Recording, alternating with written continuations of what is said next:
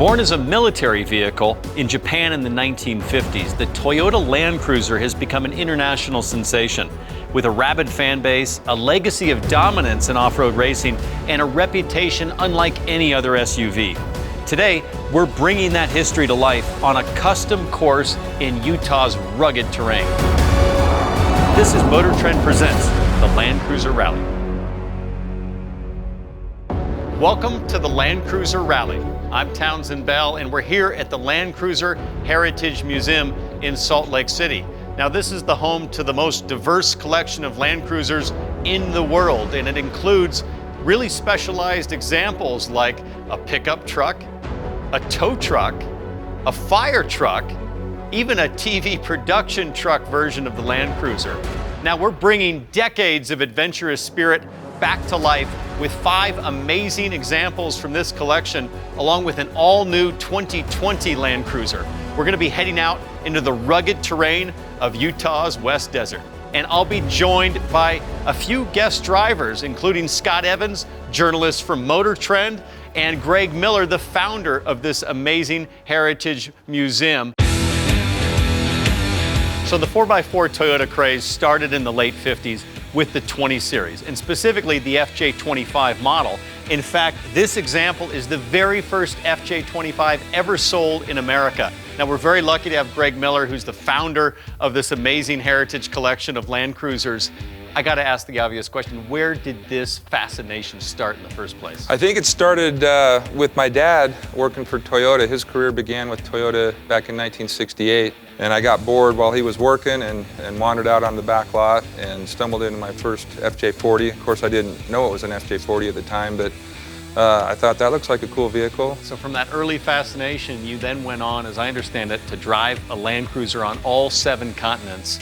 Give me your top 3 highlights from that amazing journey. Driving across the Australian outback, driving across the M56 highway in Russia and Siberia was amazing. It was dangerous because there's so many crazy drivers there. I would say Antarctica was also a highlight. So this, of course, is the 20 Series where it all started. We want to get into the 40 Series now. I know you've got a bunch of examples here that are amazing and pristine, but I'd like to see this thing in its natural habitat. What do you say we get out and do a little off-roading? Let's do it.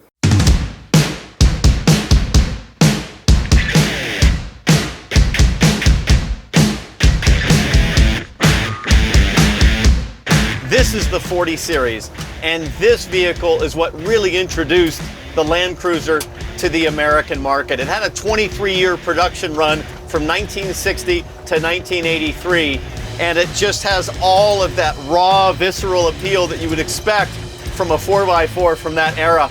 I just love some of the throwback elements here. The skinny steering wheel, kind of hold it like the Bob Barker microphone. You can just kind of walk this thing around. This particular FJ40 happens to be a 1977, and I love all of the analog controls. It even has a choke, no fuel injection in this baby. You got to work the choke a little bit on a cold morning to get it started. All the push-pull controls on the dash for fresh air, warm heat, headlights, 4.2-liter inline-6, about 135 horsepower, 210 foot-pounds of torque. And this motor is just so happy at low revs, just kind of lugging its way over the terrain. It actually rides through the bumps and the ravines really nice. Springs on the seats seem just perfect for what you need to take it in stride. So here we are. This is the turnoff into Rattlesnake Canyon. Oh man, I'm smiling already. This is gonna be fun. But first, we've got to pull over and go with a little bit of manual intervention to lock those hubs, because no auto-locking hubs back in the day here. So in order to fully engage 4-wheel drive, we've got to do it with the transmission, but we've also got to lock those both right and left front hubs. So I'm going to stop right here and get out and lock those babies up.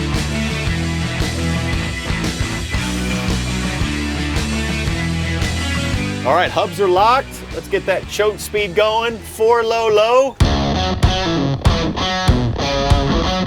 So there's a little bit of a riverbed, little washout here that's awfully tempting. You know, it's one thing about this vehicle, you just see stuff that looks gnarly and your natural instinct is, let's send it. And this thing's happy as can be right down in here, just wide enough to fit the FJ. Big rock here. No, I'm not gonna back out. I'm going. We made it. A little bit of rev, a little bit of fight and muscle, and we made it through. FJ40, gotta love it.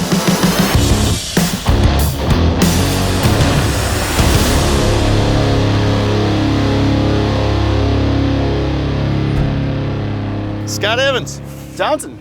Good to finally meet you. You too. Read your stuff for years, so it's good to meet you in the flesh. I know you normally cover new cars, but man, today is all about the throwback. You must be loving some of this older stuff. Oh, this is great, right? I mean, I don't get to play with these kinds of things very often.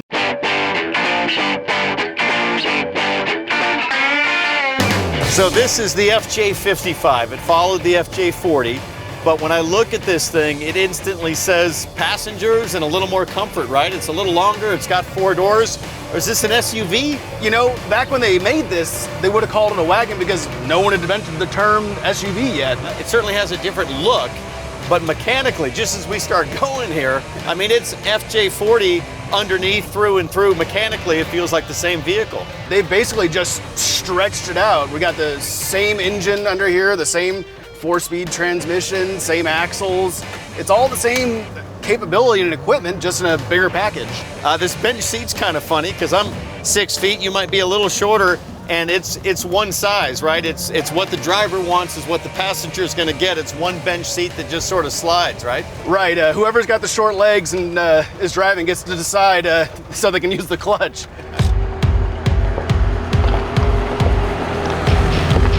Look, I know you're supposed to love the Land Cruiser 40 series the best because it's the original, it's the icon, and it is super cool, but I just can't help but love the 55 here, right? The Iron Pig, you know, it didn't get that name because it's beautiful, but I kind of love it because it is different, you know? For everything from the two-tone paint to this funky nose, but it's also very conventional, right? It's kind of the first SUV. We've got the hubs locked, manual lockers just like the FJ40. We're in low gear, it sounds like, and just about to get real steep here real fast. At first glance, you think, no way, right? But it just begs you to go for it. Yeah, it's not even trying. Those wheels aren't slipping. I'm barely on the gas. We're just rolling right up this thing. Well, you know, this thing's got good approach and departure angles. Think we can get up there? I bet we could.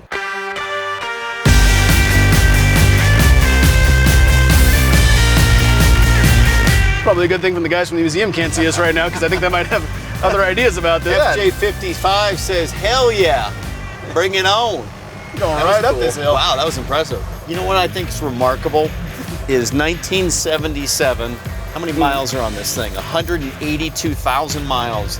There is really not a rattle or a shake or a shimmy. This thing is solid, right? The build quality is remarkable. Yeah, and this thing's been sitting in a museum for years. I mean, they just pulled it out and got it running and brought it out here. There was no special preparations or anything like that. So Scott, this was pretty cool, but we've got a lot more to explore today with Land Cruiser. Let's move on to the next phase, the next era. That's gonna be the 60, right? The 60, yeah, I don't wanna stop driving this guy, but so much more to see and do, and check out what the 60 is capable of. We got about 50 years to cover, so let's get going.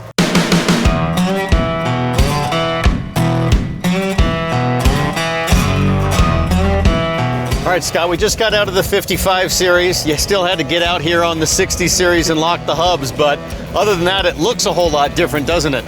It looks a whole lot different, and it's true not much has changed underneath the skin, but you look around this thing and you see that it's become a lot more comfortable. Yeah, you see the upholstery.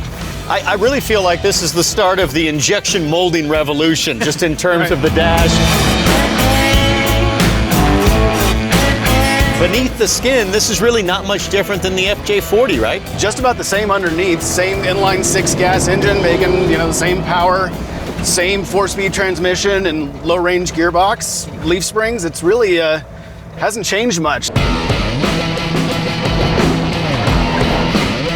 I gotta tell you, Scott Evans, no stranger to challenges. You're taking this thing head on.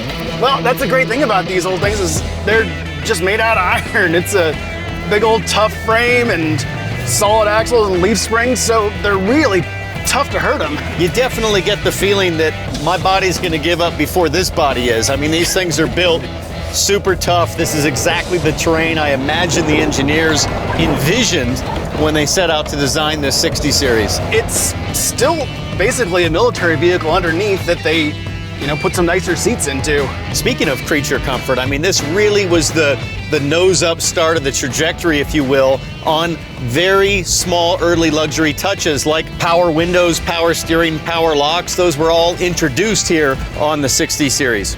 Right, we take those for granted today, but those were, really fancy items for a Land Cruiser back in these days. Well, I like the way this luxurious trend is going. I'm gonna jump in the 80 series and just see how far things went in that direction.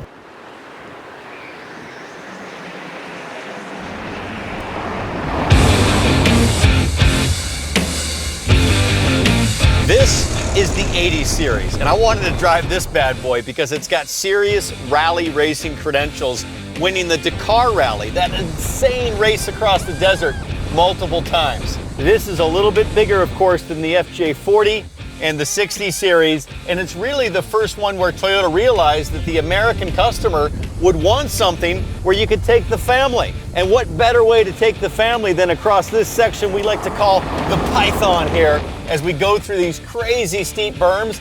And what's neat is it really needs speed, kind of like the banks at Daytona, to make this thing hang on at 30, 35 degrees of banking. Here we go downhill, let's crank in some steering.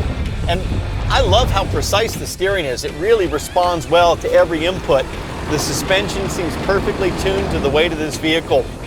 And speaking of suspension, this was the first Land Cruiser that had coil springs. Every previous Land Cruiser, of course, with the leaf springs. And it was the last Land Cruiser with a solid front axle, which still makes it very popular among off-roaders. Full-time four-wheel drive with an electronic locking center differential as well.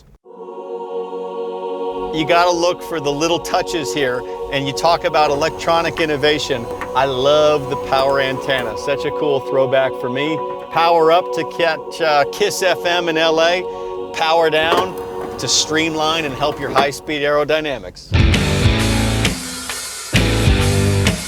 So with this 80 series, there was a real debate among the hardcore enthusiasts if the Land Cruiser lost its soul.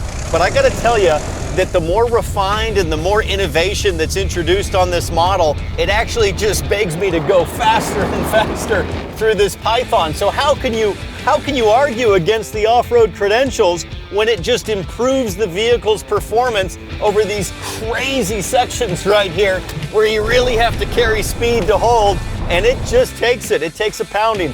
I have no doubt in telling you that the 80 series is every bit a Land Cruiser as the earlier models were. In fact, this might just be my favorite.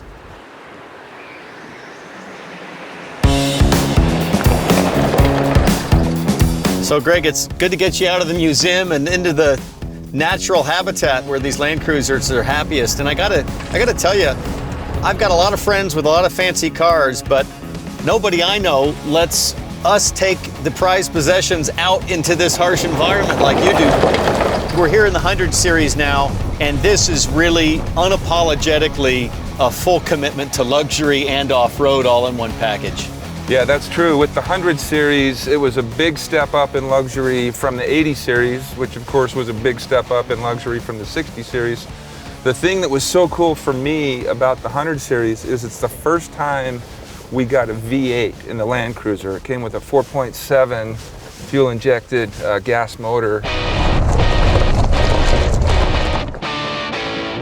What about the independent front suspension? Because that was introduced as well. Do you feel a difference like on a road like this? Yeah, it's a great ride, even by today's standards. Were you resistant at all to the full introduction of luxury in something like, say, the 100 series? If I'm being truthful with you, I was actually pretty happy about the advancement, not only in performance, but also luxury, because that advancement paralleled my aging process.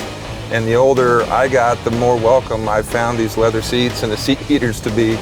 And it'll be neat to see where that goes with future models of the Land Cruiser. It's like a lot of my motocross friends. They like to say that with age comes a cage. They end up racing off-road trucks and things like that. While this 100 series really emphasizes the full move to luxury with off-road with the Land Cruiser, there is a vehicle that has been produced over the last couple of decades that still holds true to pure utilitarian military type experience, and that's the Mega Cruiser. You've got one in the museum. We've got one out here to try out. What do you say we go for a little rip in that thing? That'd be awesome. We don't get to drive them very often, so this would be a lot of fun.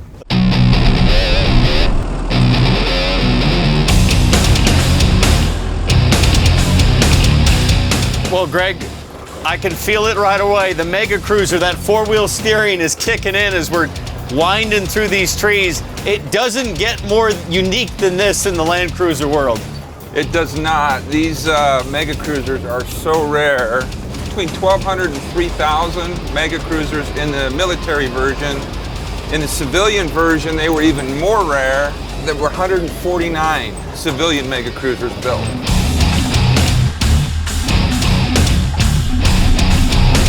Like a Humvee, four-wheel independent suspension. It's super wide, but that four-wheel steering, I'm just blown away at how we can navigate through these tight turns. Yeah, especially in a vehicle this big. It'd be almost impossible to drive this thing in a meaningful way without that four-wheel articulation. Rumor has it you can get the entire Utah Jazz in the Mega Cruiser. If we can get up and over in this is going to be impressive. Come on, Mega Cruiser. Yeah! Woo! That was cool. Boom! Yes! A little bump. We got it right over it.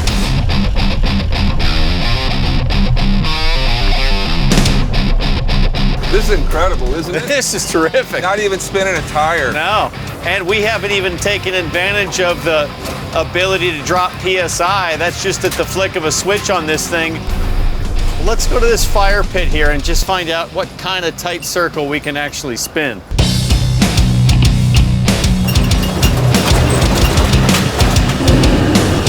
Woo! You know, for a guy that does a lot of crawling, there's a lot of anger in those hands. I love it.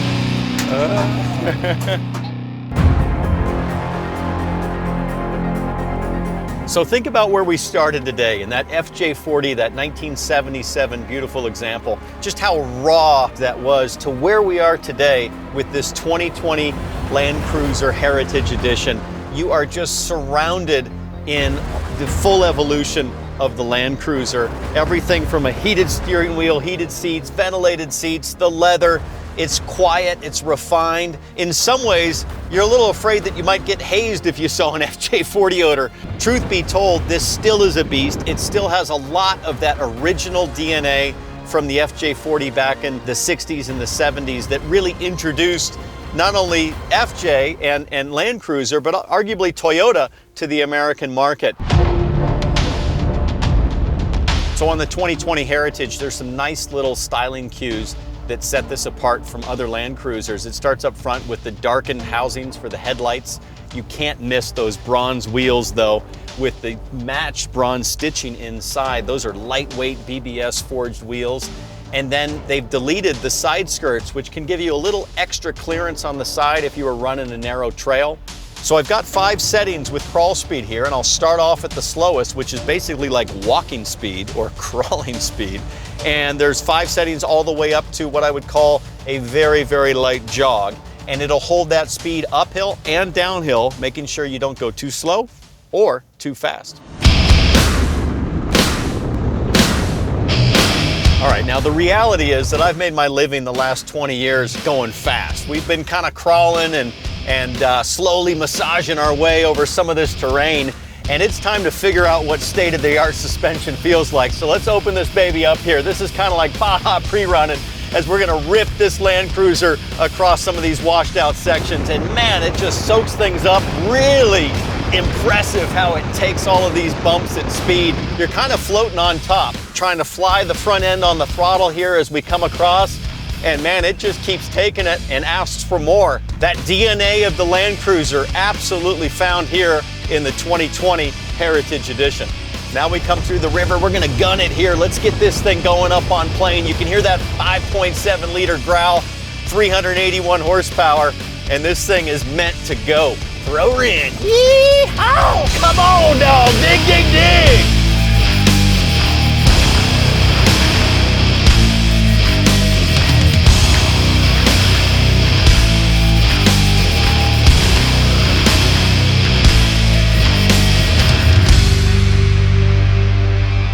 And then once you're back on the highway, it's literally like you're in an LS Lexus sedan. I mean, this thing is just, it exudes luxury, it's quiet, it's serene. So after a rough day out on the trails, you can recover, get that air-conditioned seat on, help yourself cool down, and you're good to go. So from the military vehicles of the early 1950s to this beautiful beast that I'm driving right here, Land Cruiser has literally dominated the SUV market for more than half a century and ruled its class for generations, which I had the privilege of enjoying right here.